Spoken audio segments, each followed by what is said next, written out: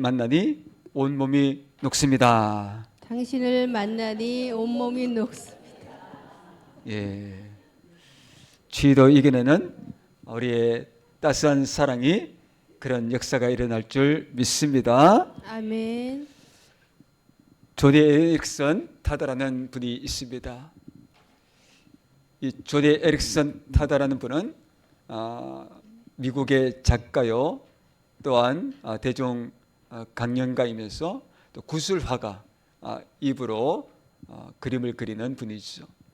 또한 조니 앤 프렌즈 이렇게 국제 장애인 협회를 만들어서 장애인들을 섬기고 있는 분입니다. 그런데 이분이 1967년 17살의 나이에 바닷가에서 수영하다가 다이빙을 했는데 그만 경추를 다치게 됩니다. 경추를 다치는데 어느 정도 심각하냐면은 이 목뼈 아랫 부분을 사지가 마비되는 그런 큰 이제 사건이 일어나게 되죠. 이분이 이제 주로 운동을 좋아했고 또 활동적이었는데 완전히 사지가 마비되니까 전혀 활동할 수가 없는 거죠. 2년여 동안 병원에 누워 있을 수밖에 없었습니다. 재활 치료하는데도 어려움을 겪게 되고 진통제를 복용을 하지만 이렇게 밤에 자다가 새벽녘에 깰 때가 진통으로 인해서 깰 때가 한두 번이 아니었습니다. 이런 고통 속에서 하나님을 원망하면서 또한 찾아온 친구들을 향해서 저를 좀 죽여달라고 그렇게까지 부탁할 정도였습니다. 얼마나 고통스러운지 아시겠죠? 몸과 마음이 다 이렇게 피폐해져 있는 그런 상태였죠. 이렇게 불평과 원망으로 2년을 지내던 어느 날 친구가 찾아와서 그에게 이렇게 말합니다. 존이 사지마비된 사람은 너뿐만이 아니야. 예수님도 사지마비가 되셨어. 우리를 구원하시기 위해서 십자가에 달려 돌아가실 때에 양팔에 못과 또 발에 못이 박히셨지. 이게 무게중심이 한쪽으로 쏠리게 되면 그 말할 수 없는 찢어지는 아픔과 고통을 우리 주님께서는 겪으셨지. 예수님이 몸의 자세를 바꾸고자 하시도 조금도 바꾸실 수가 없으셨지. 예수님도 너와 똑같이 사지마비가 되셨어. 그 예수님께서 내가 당하는 고통을 아신단다. 증거는 조니에게 예수님께서 십자가에 손과 발에 못이 박힌 그 고통을 당하시며 돌아가시던 예수님을 설명하셨습니다. 그러면서 그 고통을 예수님을 바라보면서 이겨낼 것을 권면했죠. 그렇게 친구가 조니에게 예수님의 십자가에 대해서 설명하는데 성령님께서 역사하셨습니다. 성령님께서 이 조니의 마음을 어루만져 주셨죠. 그래서 이 조니는 하나의 깨달음을 갖게 됩니다. 예수님이 나의 고통과 고난을 아시는구나. 주님이 나의 고통을 아시고 나를 이해하고 계시는구나. 이 깨달음을 갖게 된 이후에 그동안 하나님을 원망했고 불평했던 그런 마음과 생각이 기도로 바뀌어지게 됩니다. 하나님, 내가 죽을 수 없다면 어떻게 살아야 하는지 알려주세요. 이 기도는 그녀의 인생의 전환점이 되었습니다. 하나님께서 그녀에게 대답하시되 고통을 없애주는 방식이 아니라 고통 속에서 함께 하시는 방식으로 일하셨습니다. 팔을 사용할 수 없잖아요. 그럼 어떻게 글을 쓸 수 있을까요? 그는 입에 펜을 물고 연습을 합니다. 그리고 입에 붓을 물고 그림을 그리는 것을 노력을 하죠.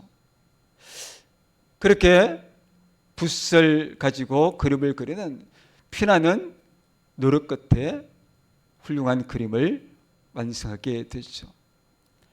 자신 안에 이런 달란트가 있구나, 이런 재능이 있구나, 하나님께서 나에게 이런 재능을 주셨구나라는 것을 깨닫게 됩니다.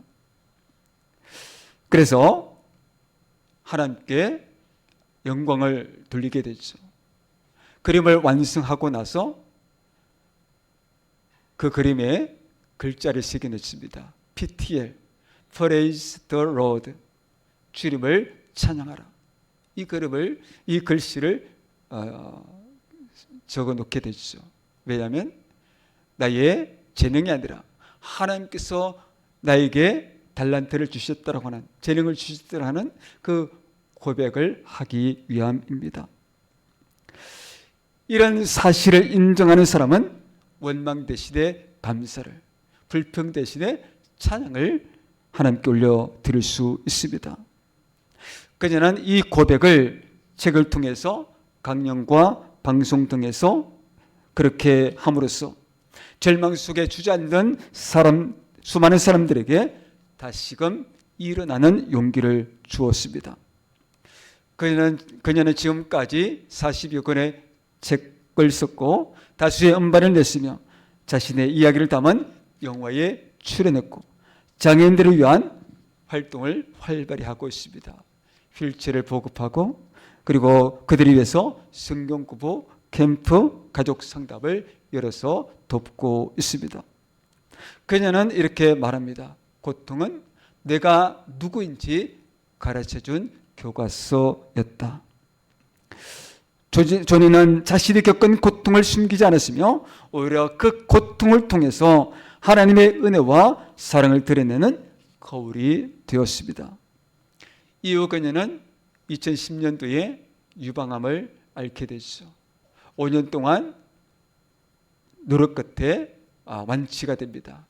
그리고 나서 이후에 또 암이 재발되죠. 그런 가운데서도 그녀는 하나님을 믿는 믿음으로 이렇게 고백합니다. 암이 재발되고 의사로부터 기대하지 않았던 소식을 들었을 때에 저는 긴장을 풀고 웃었습니다. 전능하신 하나님께서 나를 사랑하시고 당신의 손으로 나를 꼭 잡고 계신다는 사실을 알기 때문입니다.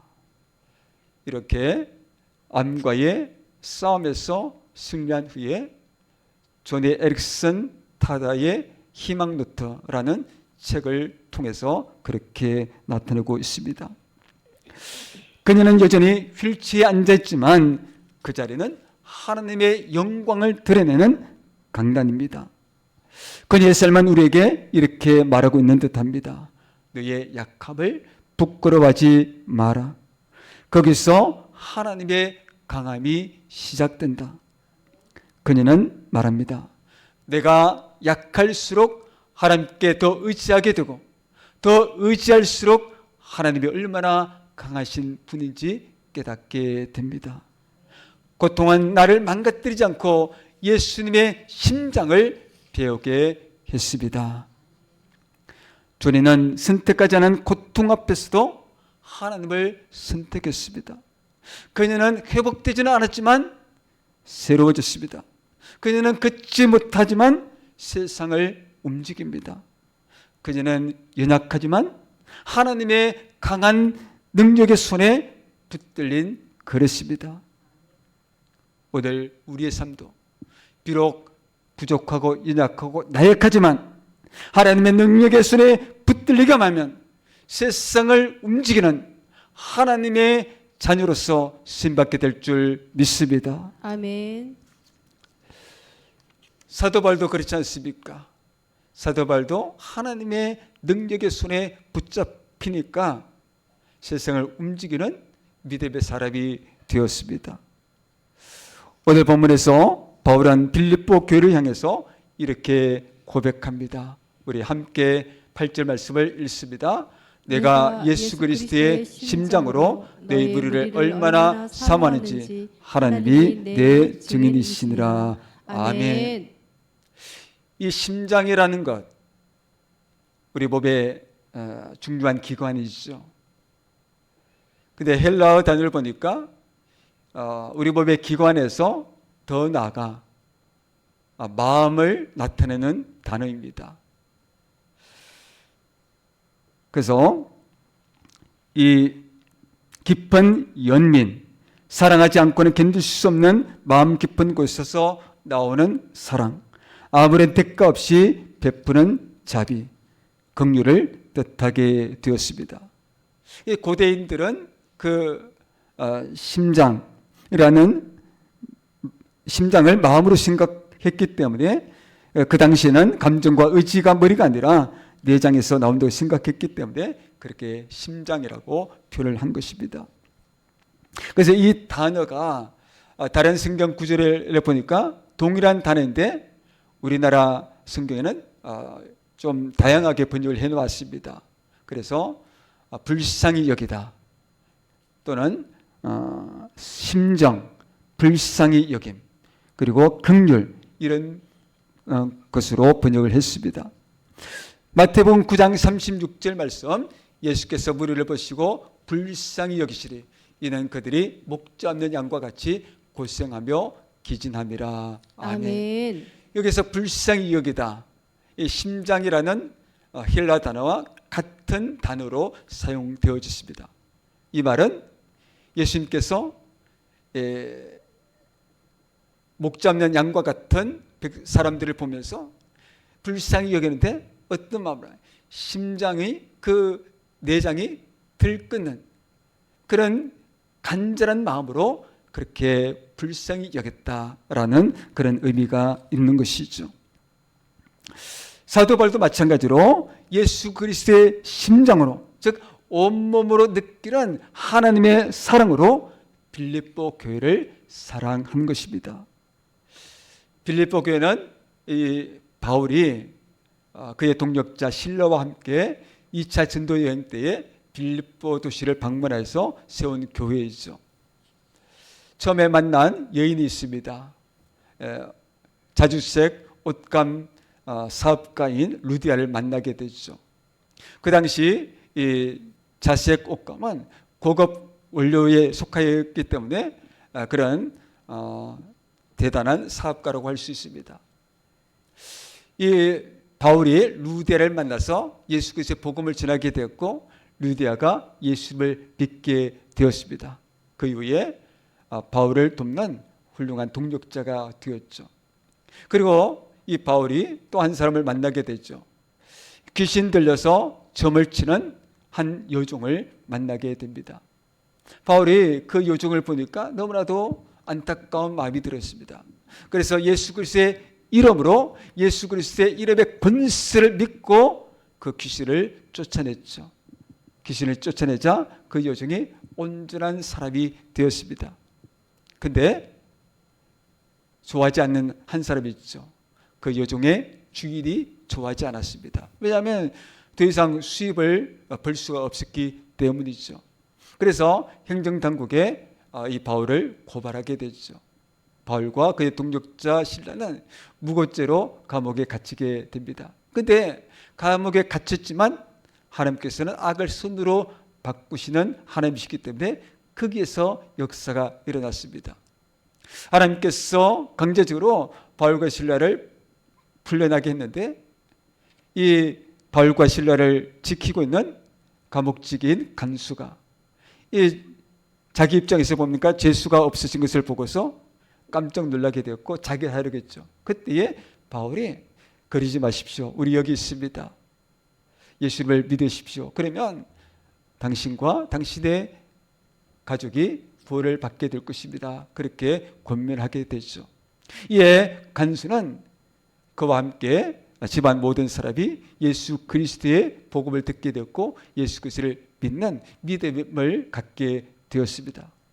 이렇게 하나님께서는 예상치 못한 방법으로 그렇게 일하셨음을 볼 수가 있습니다. 이를 통해서 빌립보 교회가 세워지게 되었고 바울은 이후에 다른 지역에 가게 되었고 또 3차 전도 여행 때에 잠깐 빌립보 도시에 방문해서 교회를 돌아보게 됩니다. 이렇게 다시금 3차 전도여행 때에 바울이 빌립보 교회를 방문함으로써 이렇게 교회가 훌륭하게 세워져 가고 있는 것을 보게 되었죠. 이후에 빌립보 교회는 바울을 돕는 훌륭한 믿음의 교회요 동력자 교회로서의 그런 사명을 감당하게 되었습니다. 이후 이제 바울이 시간이 흘려서 로마의 가택 연금 상태에 있는 것이죠. 거기에서 빌립보 교회를 생각하면서 편지를 쓰고 있습니다. 로마에서 빌립보까지의 거리가 대략적으로 약 1100km, 우리 신명교에서 부산까지가 420km 정도 되죠. 그러면 어느 정도 먼 거리인지 아시겠죠? 거리는 멀지만 마음의 거리는 어떻습니까? 가깝다는 것이죠. 이렇게 고백을 하죠. 하나님이 얼마나 내가 빌립보 교회를 사모하고 그리워하고 사랑하고 있는지 정인이시다, 이렇게 표현을 합니다. 성경에 보면 하나님의 이름을 가지고 약속을 한다든지 맹세한다든지 그것을 지극히 경계하고 있습니다. 십경에도 보면 하나님의 이름을 망령되이 일컫지 말라, 하나님의 이름을 가지고 장난치지 말라는 거죠. 또 예수님께서도 도무지 맹세하지 말라 말씀하셨어요. 하늘로도 땅으로도 내 머리로도 예루살렘으로도 하지 말라라고 말씀하셨어요. 왜냐하면 이게 하나님의 이름으로 맹세를 했는데 지키지 않으면 하나님의 이름을 욕되게 하는 것이고 영광을 가리는 것이기 때문에 그러한 것이죠. 그럼에도 바울은 하나님께서 내 증인이 되실 만큼 그만큼 빌립보 교회를 사랑한다라고 고백을 하고 있습니다. 이거는 가식적인 것이 아니라 마음에서 진심에서 우러나오는 그러한 고백이라고 말할 수가 있는 것이죠. 그래서 바울은 빌립보 교회를 진실되게 사랑함으로써 빌립보 교회를 생각하고 빌립보 교회를 위해서 기도하고 간구했습니다. 또한 그들을 위해서 권면의 말씀을 전한 것이죠. 또한 바울은 비록 가택연금 상태이지만 순교를 당할 가능성도 배제할 수 없는 상태에서 살든지 죽든지 어떠하든지 자신의 몸에서 그리스도가 존귀하게 되기를 원했습니다. 사실 가택연금 상태에서 순교를 당할 수도 있는 그런 상황 속에서 본인의 마음, 바울의 마음은 하나님의 나라에 가면 영원한 기쁨이 있고 영원한 즐거움이 있으니까 하나님의 나라에 가고 싶다, 그런 마음이 있었죠. 그러나 빌립보 교회를 생각하니 자신이 살아있는 것이 더 유익하다라고 생각을 했던 것입니다. 그만큼 바울은 늘 빌립보 교회를 생각하고 있었다는 것이죠. 자신이 살아남아서 빌립보 교회에 유익이 된다, 그 이유가 여기에 있습니다. 25절 26절 같이 한번 읽어보겠습니다. 내가 살 것과 네 믿음의 진보와 기쁨을 위하여 네 무리와 함께 거할 이것을 확실히 아노니 내가 다시 너희와 같이 있으므로 그리스도 예수 안에서 너희 자랑이 나로 말미암아 풍성하게 하려 함이라. 아멘. 이것 때문입니다. 내가 살아남는 이유, 내가 있어야 하는 이유, 오직 그리스도 예수 안에서 너희 자랑이 나로 말미암아 풍성하게 하려 함이라. 아멘. 빌립보 교회의 믿음의 역사를 통해서, 그리고 우리 성도들의 그 믿음의 성장과 성숙을 통해서 그런 자랑이 풍성하기를 원했다라는 것이죠. 그래서 하나님께서 함께 하시는구나, 하나님께서 역사하고 계시는구나, 그래서 하나님이 참으로 우리 가운데 일하신다라는 신뢰와 기쁨이 더 깊어지게 된다라는 것을 말씀하고 있습니다. 아멘. 성도 여러분, 우리가 신명기를 통해 하나님의 나라와 예수님의 복음을 위한 동력자임을 인식하고 같은 마음, 같은 뜻을 품고 합력하여 헌신하며 충성을 다할 때에 하나님께서 우리와 함께 거하시고 일하시는 역사가 있게 될 줄 믿습니다. 아멘. 하나님께서 우리와 함께 하시는구나. 하나님께서 역사하시는구나. 이것을 통해서 우리에게 기쁨이 넘치게 된다는 것입니다. 아멘. 이런 기쁨이 풍성해지기를 주님의 이름으로 축복합니다. 아멘. 성도 여러분, 여러분이 사는 집과 또 우리 생활하는 곳과 우리 신명교회와의 거리는 어느 정도 됩니까? 가까워요? 로마에서 빌립보까지 1100km. 뭐 이 정도 거리에서 오늘 오신 분은 안 계시죠? 예. 대부분 다 가까이 사시는데 가까이 있다고 어떤 분은 마음의 거리가 먼 분도 있을 거예요. 가까이 있지만 마음의 거리는 더욱더 가까이 있는 분이 있을 겁니다. 오늘 함께한 우리 모든 믿음의 권속들, 거리가 어떠하든지 간에 마음의 거리가 더욱더 가까워지기를 축복합니다. 아멘. 그렇다면 마음의 거리가 가까이 느껴지기 위해서 우리 신명교회와 마음의 거리를 좁히기 위해서는 어떻게 해야 할까요? 먼저 생각하며 기도해야 합니다. 아멘. 매일매일 신명교회를 생각하면서 기도할 수 있기를 축복합니다. 아멘. 신명교회가 무엇이 필요한지 살펴서 생각하면서 하나님 앞에 매일 기도를 올려드릴 수 있기를 원합니다. 아멘. 또한 의의 열매가 가득하여 하나님의 영광과 찬송이 되기를 위해서 기도해 주시기를 부탁드립니다. 아멘. 그리고 두 번째는 예수님의 심장, 예수님의 마음으로 마음을 같이 하여 섬겨야 합니다. 아멘. 빌립보서 2장 1절에서 11절까지의 말씀에서 이것을 우리에게 가르쳐 주고 있습니다. 예수 그리스도의 마음을 품어라 말씀하고 있는 거죠. 우리가 예수님의 마음을 가지고 같은 마음으로 함께 교회에 맡은 일들을 감당할 때에 나타나는 특징이 있습니다. 그것은 기쁨입니다. 아멘.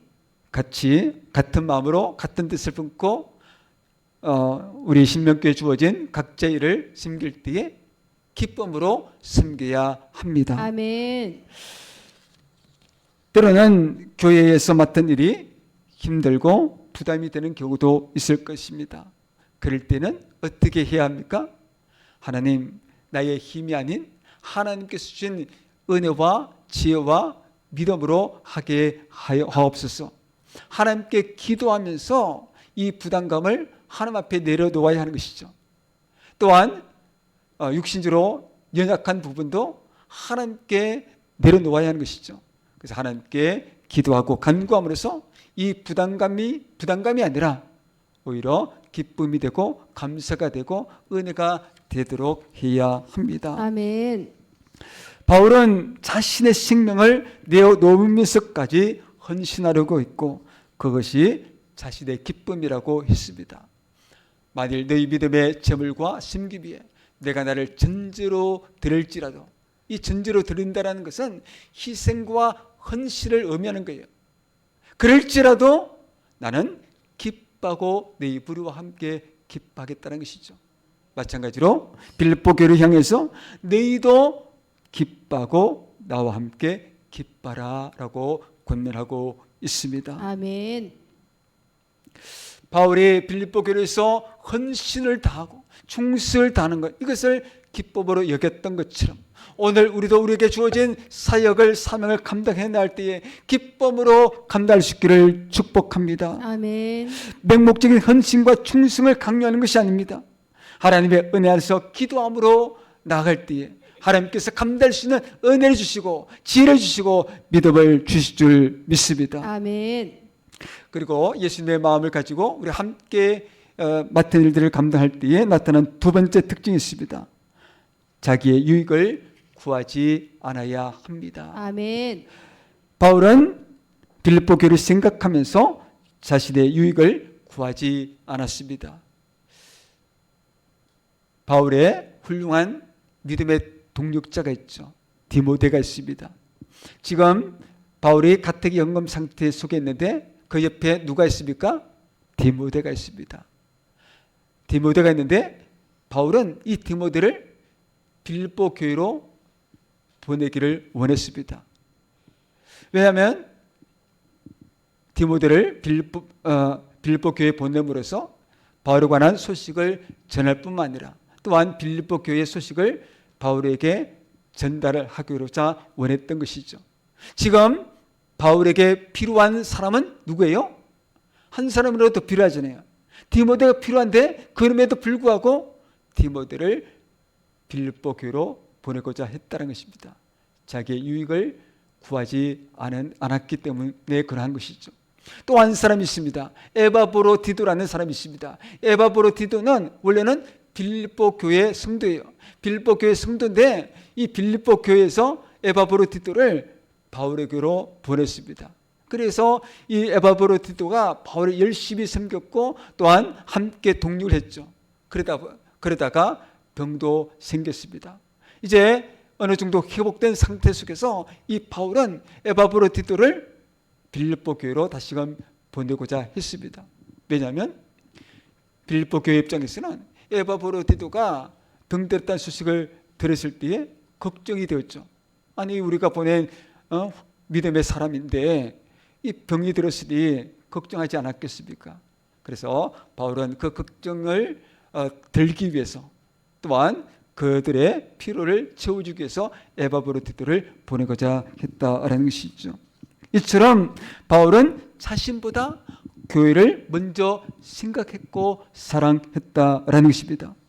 성도 여러분, 우리들도 바울처럼 예수님의 마음을 같이하여 교회를 섬길 수 있기를 원합니다. 아멘. 마음을 같이하여 더욱더 마음의 거리를 더욱 가까이 해서 신명교를 사랑하며 기도하며 같은 마음으로 섬길 수 있기를 원합니다. 아멘. 이 말씀을 통해서 하나님께서 우리에게 주시는 오늘의 말씀이 있습니다. 예수님의 마음으로 교회를 섬겨라. 아멘. 저를 한번 따라서 하겠습니다. 예수님의 마음으로 교회를 섬깁시다. 교회를 섬깁시다. 아멘. 이 말씀과 함께 오늘 우리에게 주시는 두 번째 말씀이 있습니다. 예수님의 마음으로 복음 전파에 진절이 되도록 하라. 아멘. 저를 한번 더 따라서 하겠습니다. 예수님의 마음으로 복음 전파에 진전이 되도록 합시다. 복음 전파에 진전이 되도록 합시다. 아멘. 빌립보 교회는 바울과 함께 복음의 사명을 감당했습니다. 바울이 빌립보 교회를 생각하며 기도할 때에 기쁨으로 하나님께 기도한 이유가 있죠. 1장 5절 말씀, 너희가 첫날부터 처음 예수님을 믿을 때부터 이제까지 복음을 위한 일에 참여하고 있기 때문이라. 아멘. 복음을 위한 일에 참여하고 있다는 것이죠. 7절 말씀에는 너희가 다 나와 함께 은혜에 참여한 자, 이게 바로 복음을 위한 일과 같은 의미입니다. 더 나아가서 지금 바울이 어떤 상태라고요? 가택연금 상태잖아요. 그 가택연금 상태에 로마 군인들이 지키고 있잖아요. 근데 바울은 로마 군인들을 향해서 기회가 될 때마다 복음을 전했다는 것이죠. 아니 자유인으로서는 그렇게 할 수 없는데 지금 가택연금 상태 속에서 자신을 지키고 있는 군인들을 향해서 복음을 전하고 있다는 것입니다. 빌립보 교회 성도들은 바울을 생각했겠죠.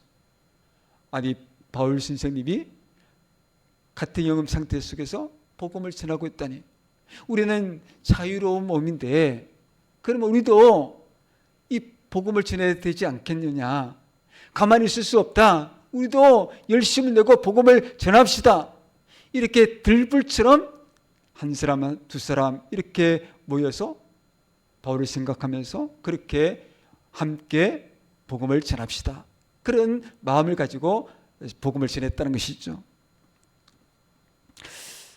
1장 14절 말씀에 보니까 이런 말씀이 있습니다. 우리 함께 읽습니다. 형제 중 다수가 나의 매임으로 말미암아 주 안에서 신뢰함으로 겁없이 하나님의 말씀을 더욱 담대히 전하게 되었느니라. 아멘. 나의 매입으로 바울이 지금 같은 영금 상태에 미어 있다는 것이죠. 그런 상황, 빌립보 교회 성도들 중에 담대하게 하나님의 말씀을 전하게 되었다라는 것입니다. 성도 여러분, 오늘 우리도 우리에게 주신 하나님의 사명, 복음 전파의 사명을 감당해야 될 줄 믿습니다. 아멘. 복음 전파는 결코 나를 자랑하기 위한 수단이 아닙니다. 나의 영향력을, 나의 입지를 키우려는 수단으로 사용해서는 결코 안 됩니다. 우리는 오직 하나님의 영광을 위해서, 예수 그리스도의 복음을 위해서, 하나님의 나라를 위해서 함께 기뻐하고 함께 협력하면서 전도를 해야 합니다. 아멘. 하나님은 우리의 삶을 통해 복음이 이웃에게 전해지기를 원하십니다. 한 영혼이라도 주님께로 인도하고자 하는 복음의 열정을 갖고 기도하고 관심과 사랑을 전할 때에 하나님께서 일하시고 열매를 맺게 하여 주실 믿습니다. 아멘. 조니의 삶을 보십시오. 하나님은 그녀의 고통을 사용하셔서 그녀의 마음에 예수 그리스도의 심장을 심으셨고 고통 속에서도 복음의 삶을 살아가도록 인도하셨습니다. 조니의 삶에서 고통은 사라지지 않았죠. 그러나 그 고통은 목적을 잃지 않았습니다.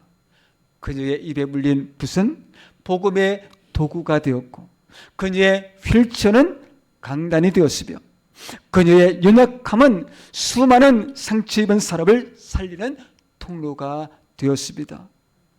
오늘 우리도 예수 그리스도의 심장으로, 예수 그리스도의 마음으로 교회를 사랑하고 한 영혼 한 영혼을 사랑하여 내 삶을 하나님께 드리는 복음의 도구가 되도록 합시다. 아멘. 하나님께서 여러분들에게 이 시간 질문을 던지십니다. 오늘 이 시간 각자 스스로에게 이렇게 질문해 보십시오. 나는 누구를 예수님의 심장으로 사랑하며 기도하고 있는가? 나의 약함이 오히려 복음의 능력이 된다는 것을 믿고 믿음으로 복음의 삶을 살아가고 있는가? 스스로 질문을 던지면서 답해 보시기를 바랍니다. 기도하겠습니다.